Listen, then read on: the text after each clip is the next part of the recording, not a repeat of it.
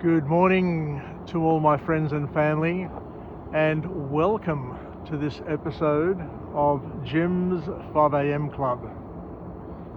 It's Monday morning. It's a spectacular spring Sydney morning, and this morning I come to you from Circular Quay, and as you can see, we've got a sunrise starting to edge up over there behind the magnificent Opera House, and we have a ship, a cruise liner, a cruise ship coming in to Sydney to dock.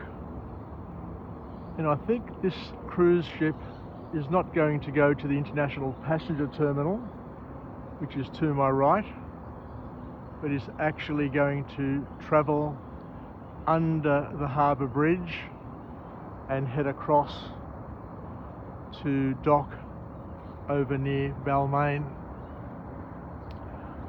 How beautiful is it to be able to come into Sydney Harbour just before sunrise and to travel past these magnificent monuments that people spend lots of money and come halfway around the world to see and to admire. So what I'd like to do today, as I normally do on Jim's 5am Club, is to deliver yet another book summary. So I'm getting close to my goal of 1,500 book summaries, 1,500 expressions of OPE, other people's experiences, and we'll see where it leads us. And if you like what I do, if you like this video, please like it on YouTube, subscribe to my channel, and let other people know whether or not this is something that could be of advantage to them, because the more people that get on board, the more people that join us on this fantastic journey of learning and discovering, the more we're able to assist others and to share in each other's experiences and to enjoy our lives. Actually, I think this ship now is coming in to the International Passenger Terminal. It's changed its direction, so it will be beautifully coming here in front of the Opera House as opposed to travelling underneath the bridge. So the book that I'm going to go through this morning is entitled 124 Alex Harmozi Lessons. So it's a book of quotes, a book of lessons that have been accumulated by this fellow known as Alex Harmozi, who's an investment guru. And what we'll do is we'll just go through a few of them. I'm not going to go through the 124, but I'm just going to step through a few of them and see what we can learn, see what we can gain, and see how we can incorporate them as life hacks into our daily schedules and use them to leverage our lives and hopefully gain some insights that will join the dots, the many dots that we have, because learning is simply the art of connecting the unknown to the known, and the more we know, the more we're capable of knowing. The more we learn, the more we're capable of learning.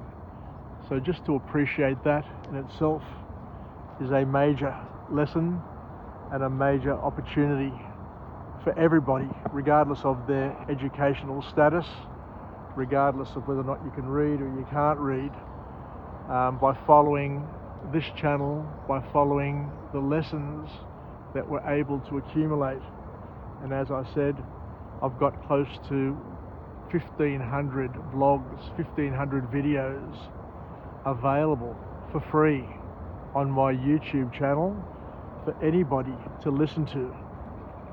I was just remarking the other day and thinking and saying that if my granddaughters just listened to one a week, it would take 30 years for them to get through my YouTube channel. So there we have it. We've got the Carnival Splendor coming in to dock in Sydney. We've got the passengers on board taking photos of the Opera House, of the Harbour Bridge, of the sunrise, and it would be an exciting time for them, especially after a couple of years of COVID lockdown and COVID interruption. So let's kick off this book. What I'll do is I'll do a walk and talk. So I'll grab my little bag here and start heading off to work and saying bye-bye to the Carnival Splendor and heading towards the bridge. So, as I said, I've handpicked a few of the lessons from this book from Alex Harmozi, and what we'll do is we'll just talk about them and see where it leads us. One thing that I do with my 5 a.m. club is it's all unscripted, so we'll see what we can come up with and how we can join the dots, as we said before. So the first point that Alex comes up with is where he says that if you want to stay poor, assume that you're always right. I remember years ago my mother saying to me when I was first married, she said that, son, you can either be in love or you can be right. You can't be both. So this basically, I guess, colours and promotes what Alex is saying, that if you want to stay poor in your relationships, if you want to stay poor in your finances, think that you're always right, because that in itself will lead you to suffering in many ways.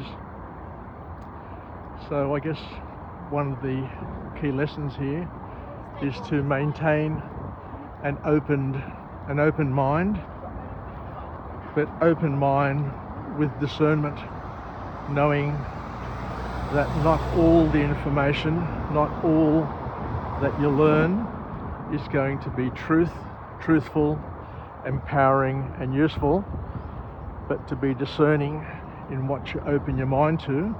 Else, and I say else, your mind becomes the rubbish tip, the dumping ground for other people's rubbish. So be careful, be cautious, be on guard, but make sure that you're open to learning and to know that whilst we are surrounded by lots of people who are very opinionated, there are lots of influencers who have some very big and strong opinions, but to know that a lot of those influencers are just idiots behind a keyboard who are just spruiking their political messages, and their opinions are featherweight and not heavyweight. As we mentioned, we need to be discerning and to be able to discern and to separate the flyweight, the featherweight opinion, the bimbo opinion from the heavyweight opinion. So think about it and don't bloody take things on board just because an influencer said it, but to be discerning in what you take on board, and to make sure that whatever you're taking on board is going to help you, is going to empower you, is going to be useful. How cool is this? Let me just go up nice and close. We'll capture this. Christmas is just around the corner. It's amazing how this time of year, Christmas just creeps up on us, and before you know it, it's gone. What a wonderful promotional message that is, but it's one to take into consideration and to use as well as the rest of these messages that we're taking on board. The next point that Alex makes is most profound indeed, and in today's cancel culture, in today's instant messaging culture, it's becoming more and more prevalent to be cancelled if you say something which is not aligned to what the lefties are saying and the minority from a identity politics perspective are spruiking. But the author here says that if you want to control what people think, control what they say. That's really profound, not only from an external perspective, but also from an internal perspective. We are often cancelled. We are often told what to say, how to behave, what to do. But that in itself is a form of controlling how we think and what we think. So we need to push back on that.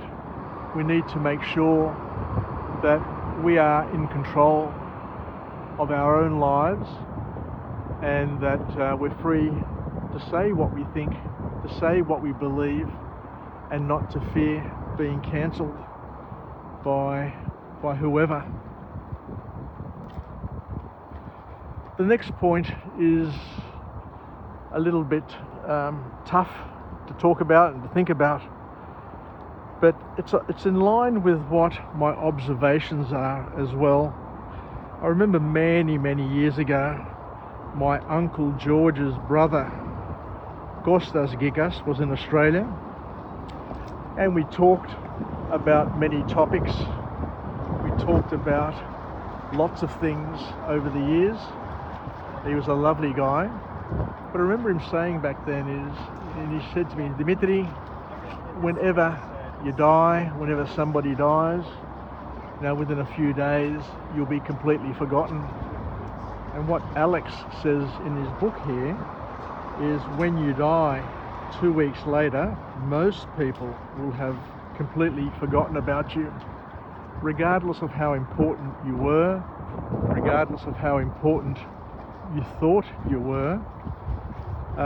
Certainly within 100 years, people will have forgotten the most significant people who have lived in this lifetime. Queen Elizabeth, for example, the various prime ministers of Australia, the various rock stars and music stars and film stars, a lot of them with each generation that comes along will be forgotten and completely forgotten at that. So what's the message here? The message here is not to take life too seriously, not to take fame and fortune too seriously, because soon after we go, we will indeed be forgotten. But I guess the comforting thing for me is, regardless of who forgets you, for Christians, for Greek Orthodox Christians, I know that the Greek Orthodox Church will not forget me and will continue to pray for me and the salvation of my soul, and that we all pray in memorial services and at our funerals that God remembers us at the second coming, where we say Aeonia Imnimi, eternal be the memory. We're not saying that eternal be the memory that our families and friends and media remember us. What we're suggesting there and what we're pleading for and what we're asking for in our prayer there is that God remembers us in the second coming, to never forget us.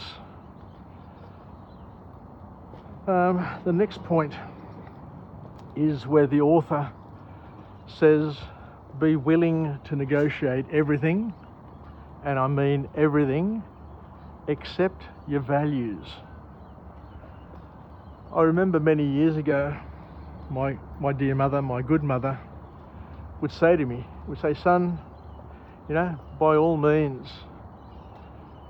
take new things on board, by all means, accept changes into your life, but not at the cost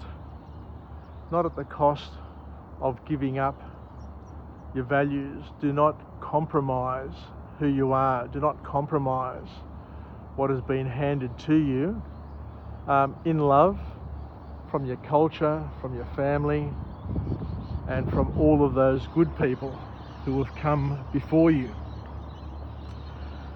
So what we're saying here is that we need to be hard-nosed when it comes to our values, when it comes to the things that we value most, the things that are important to us.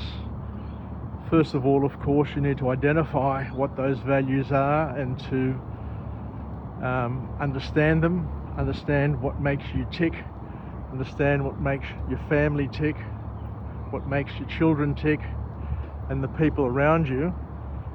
And once you understand what your values are and what your priorities are, then by all means complement and supplement those values wherever possible, but don't in any way, shape or form compromise those values and swap them out with values of other people. Else you lose your identity, else you become someone else, else you look in the mirror and no longer recognize the person you once were. A very powerful lesson. Be willing to negotiate everything except your values. The next point that the author makes is an interesting one, where he says that exposure to information is not learning. What he's basically suggesting there is that we are distracted by many ways and many instances. There are many narratives which are traversing the planet, that are traversing social media, that are influencing how we think, what our worldview is, and we need to be aware of it. We need to be careful of it, because it's going to change our worldview if we're not careful. So just because lots of people say the same thing, just because there's a volume of opinion on certain topics, doesn't make it right.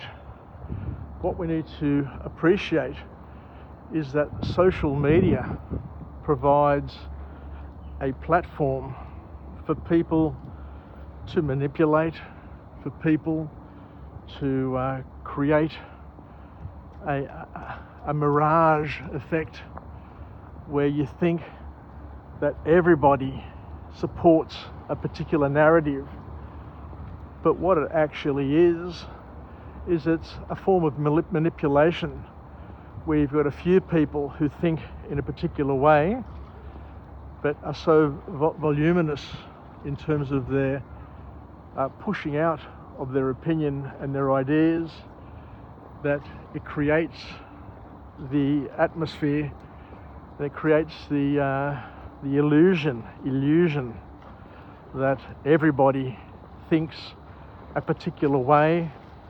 And we've had that over the years with various movements, various identity politics movements, where the narrative and the people behind the narrative are very, very organised. And you've got a few people with very, very strong opinions using various techniques to push their agenda, to push their ideas onto others.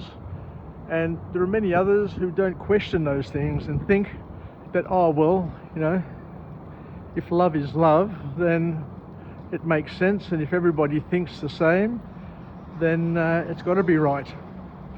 But we've got to understand that, you know, there are things that are right, there is one truth, and there are things which are not right and need to be opposed, need to be pushed back on. Else, I said, as I said before, else you lose your identity. You start accepting things which your forefathers would not have accepted. No way in the world.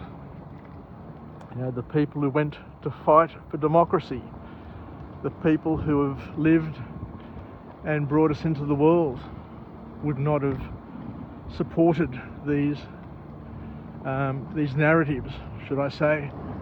So let's be clear in terms of what our values are, and to understand that because lots of people say it, or because lots of people appear to say it, because there's an illusion of authority, to make sure that we align ourselves to our values, our goals, our beliefs, and not to stray away from them, because, you know, when they gain an inch, they'll take a mile.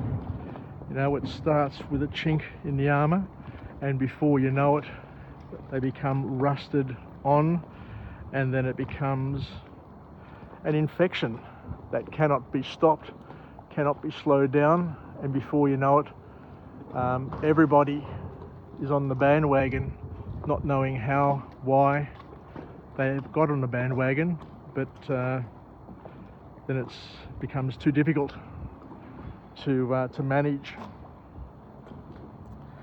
The next point the author talks about is the bigger the dream, the bigger the ambition, the slower you need to go. There's beauty in taking it slow.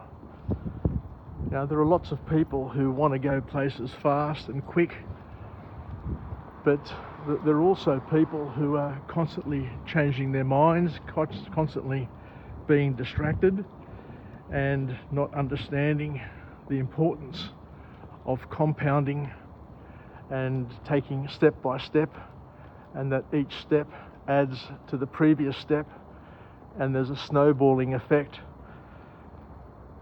So once again, it gets back to the nursery rhyme, that little story we grew up with, the hare and the tortoise, where the hare was very, very quick and ran here, there and everywhere, and yet the tortoise took small, slow steps, but in the same direction, and then ended up getting there faster than what the hare could, because the hare was distracted. Once again, a powerful lesson in our past.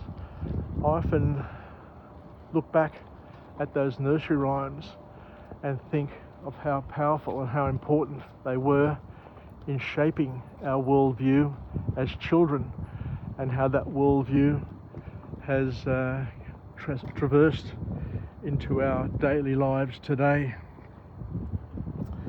The next point that the author makes is about strategy, and how strategy is how to allocate limited resources to unlimited options. You know, we live in times today where there are so many distractions, there are so many things that we can do.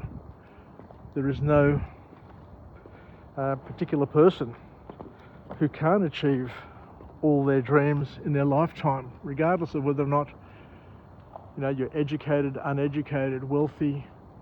Even if you're not well from a health perspective, there are plenty of opportunities in Australia for people to achieve their dreams.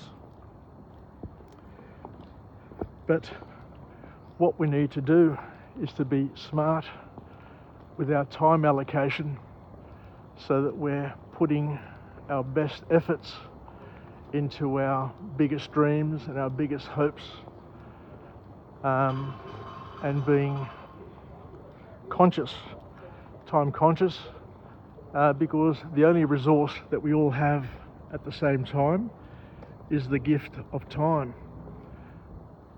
And what the author here is suggesting is that that gift of time can be leveraged, it can be used for your advantage, or it can be abused and wasted.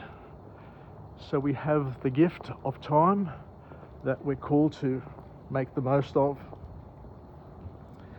The next point that the author talks about here is the fact that failure and challenge is a natural part of success. Now, you've got to understand that there is a graveyard of failures that precede and are along the path of every great and meaningful success. You've got to expect to fail along the way, and every great sports person who creates magnificent, significant records also has other records in terms of failures along the way. It's a numbers game. They just try more and try harder and just keep on going. They just don't give up. The next point that the author makes, which is another awesome point, is where he says that chaos is going to break all of your plans. A lot of us, talk about our plans and sit down and try and plan things and map things out in great detail. But what we learn over time is that we live in a world of chaos. We live in a world which is imperfect. There are potholes, there are detours, there are distractions all along the way. And we have other people, we have circumstance, all impacting our plans along the way. So we need to be flexible in our approach, and when we're going to try and achieve something, we need to be mature as well, mature enough to understand that along the path there is going to be challenge after challenge, but we need to be flexible in our approach in order to achieve our goals and desires.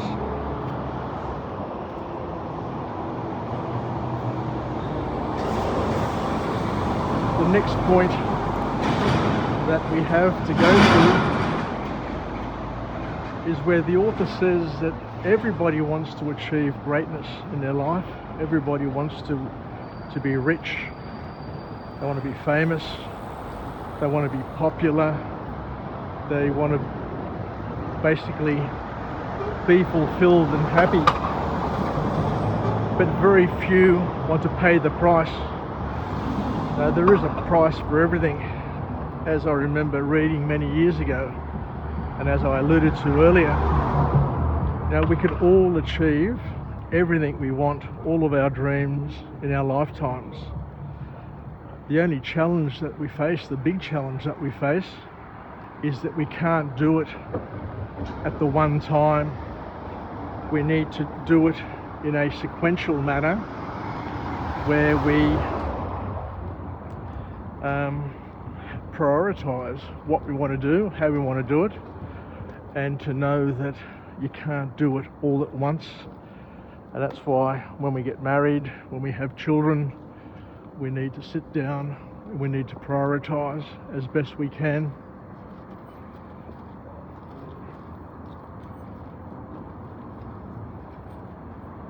The next point that the author makes is the importance of living a life of positive expectancy, but also to not have surprises along the way.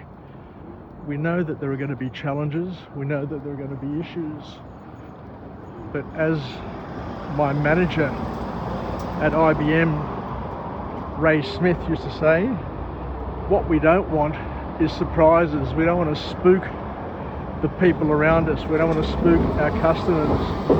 We don't want to spook our management with any surprises. So what we need to do is to handle obstacles and challenges before they become objections, to let people know what is happening along the way so that we don't spook them, we don't create fear, uncertainty and doubt.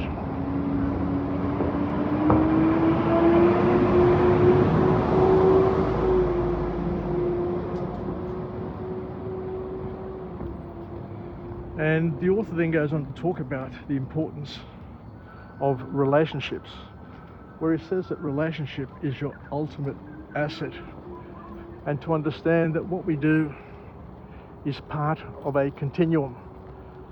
We are